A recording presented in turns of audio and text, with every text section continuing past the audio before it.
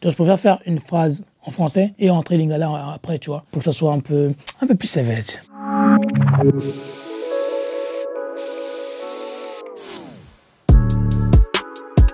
Un plaf, c'est un bon plan. C'est un bon plan qui ramène quelque chose pour moi comme pour toi. Ça dépend des contextes. Un plavon, ça peut être une fille. Tu peux dire, par exemple, je suis un bon plave. Et tu parles d'une fille. Il y a beaucoup de justifications de plavon. Mais en tout cas, c'est toujours une bonne action, tu vois. La pasta. C'est ce qu'on met dans nos sandwichs, comme on est sur combiné, je veux dire ça. D'ailleurs, ce que je mets dans mes sandwichs, la pasta. On traduit aussi par boulette de viande, je crois. C'est une bonne pâte qui nous sert beaucoup. Une fimbi, c'est une femme. Une fimbi, c'est toujours un... Oh, la fimbi là-bas, là. C'est la fille qui marche, la femme qui marche. Un cavu, c'est un gros postérieur. C'est une femme avec des belles fesses, tu vois. Donc, si t'as pas de fesses, t'as pas de cavu.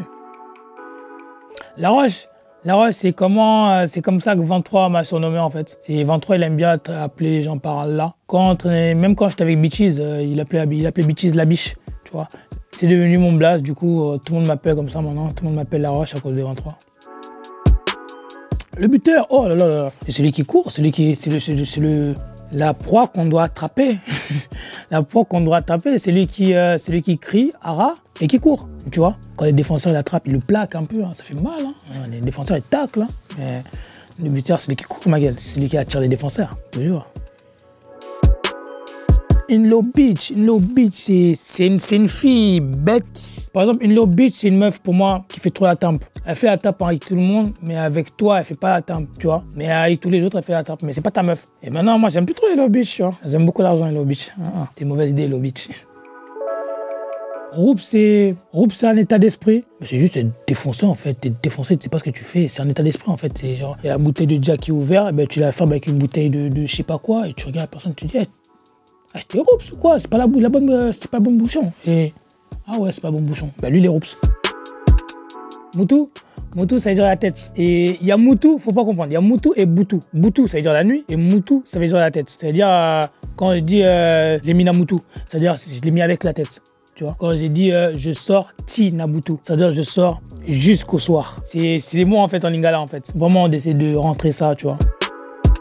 Guapene, c'est l'argent. C'est guap. Tout simplement. Bah, si tu dis j'ai besoin de guapene, j'ai besoin d'argent, tu vois. Le jour où j'écris les enfants, bah, j'avais besoin d'une rime avec un nez. J'ai pris guapene depuis, c'est revenu en fait dans ma tête, je le dis tout le temps maintenant. Donc c'est que de l'argent. Komoko, c'est les Comoriens. Quand je dis par exemple sage comme un Komoko, eh bah, les Komoko ils sont très sages, calmes, réfléchis, tu vois. C'est pour ça que j'ai dit sage comme un Komoko. Les Rennais.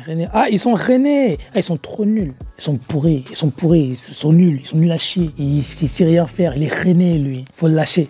C'est ça que ça veut dire. Ah, des gars d'ail. Des gars d'ail, c'est des gars d'ail. Des gars morts, des gars nuls. C'est... enlève tes gens nuls, là. Ils sont Rennais, quoi. Ouais, c'est pareil, tu vois. La Mao, c'est une mauvaise ambiance. Ah ouais, c'est la Mao ici. C'est vraiment tout le monde est rapla. Par exemple, on met dans une soirée, on te met un son et vous tous êtes assis, frère. Ah, c'est quoi la Mao, frère? C'est bizarre l'état d'esprit là. Pourquoi tout le monde danse pas? C'est vraiment une mauvaise ambiance, la Mao. Marave, c'est celui qu'on frappe. Marave, c'est frapper quelqu'un, mais si t'es au sol, tu te fais marave. Si tu te lèves, après, ouais, t'es en train de te taper et tout, mais t'es au sol, si la personne, tu te fais marave, gros. Ah, maison-gon, la maison. C'est un langage en gueux en fait. Je l'ai appris quand j'habitais à Saint-Denis. Chaque mot, pas mot, tu vois. Mais en fait, tu dois découper tes mots et rajouter un gueux à chaque fois. S'il y a ma, ça devient maga. S'il y a me, ça devient meugueux. S'il y a le, ça devient le gueux. Mégaison-gon, c'est une maison.